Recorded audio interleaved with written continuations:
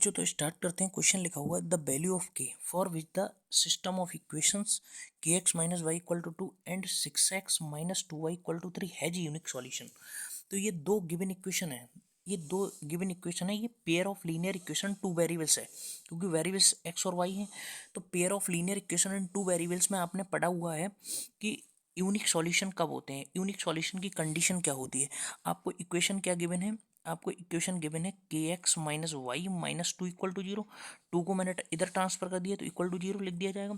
और दूसरी इक्वेशन क्या लिखी हुई है, 6x माइनस 2y, और इसको इधर ट्रांसफर करेंगे तो -3 इक्वल टू 0। ये आपकी इक्वेशन फर्स्ट है, ये आपकी इक्वेशन सेकेंड है। अब आपको ये पता होना चाहिए pair of linear equation two variables की कंडीशन यूनिक सॉल्यूशन के लिए क्या होती है। तो मैं इसकी सबसे पहले इक्वेशन फर्स्ट की कंपेयर कर दूंगा a1x plus b1y plus c1 equal to 0 से। इसकी कंपेयर कर दूंगा मैं a2x प्लस के b2y plus c2 equal to 0। ठीक है ना। अब यहाँ x है तो a1 की वैल्यू क्या आएगी, a1 की वैल्यू आएगी k, a1 की वैल्यू क्या आएगी k। b1 की वैल्यू क्या आएगी, यहाँ पे y है यहाँ पे y है, लेकिन b1 इक्वल टू आ जाएगा आपका -1। c1 इक्वल टू क्या आ जाएगा, c1 इक्वल टू आ जाएगा आपका -2। ठीक है ना। a2 इक्वल टू क्या आएगा, a2 इक्वल टू आएगा 6। v2 इक्वल टू क्या आएगा, v2 इक्वल टू आएगा आपका -2। और c2 इक्वल टू क्या आएगा आपका, c2 इक्वल टू आएगा -3। यूनिक सॉल्यूशन के लिए यहाँ पे लिखेंगे कंडीशन फॉर यूनिक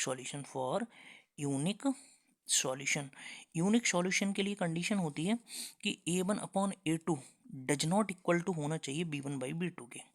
अब a1 बाई a2, तो a1 क्या है आपका, a1 है भैया k, a2 क्या है, a2 है आपका a2 इक्वल टू क्या है, a2 इक्वल टू है आपका a2 इक्वल टू है 6। a2 इक्वल टू क्या है 6। Does not equal to b1 क्या है, b1 है आपका -1। और b2 क्या है आपका, b2 है -2। तो ये कंडीशन फॉलो होगी, तो यहाँ से ये माइनस से माइनस कैंसिल आउट हो जाएगा। ठीक है ना। क्रॉस मल्टीप्लिकेशन करेंगे तो 2k does not equal to क्या आ जाएगा 6। तो k does not equal to क्या आ जाएगा 6y। टू से ये 3 टाइम्स कट जाएगा, तो के डज नॉट इक्वल टू क्या आ गया, के डज नॉट इक्वल टू आ गया आपका 3। तो आपको ऑप्शन चेक करना है, यहाँ पे क्या लिखा हुआ equal to 3, does not equal to 3, does not equal to 0, D equal to 0। तो option B is the correct. ठीक है ना। आपको ये भी, और मैं ये बता दूं, अगर आपको इसका वेरिफिकेशन करना है तो वेरिफिकेशन भी कर सकते हैं कि के की वैल्यू अगर मैं यहाँ पे 3 ना भरूं, कुछ और भर दूं। जैसे सपोज करिए अगर मैं 3 भर देता, यहाँ पे 3 भर दूं के की जगह, तो 3/6 आएगा, क्या आएगा 3/6। और दूसरे वाले में b1/b2 मतलब -1/2, -1/2, ये 3 ये तो आपस में बराबर हो जाएंगे। तो के की 3 वैल्यू नहीं आ सकती, यहाँ पे के की क्या वैल्यू नहीं आ सकती 3।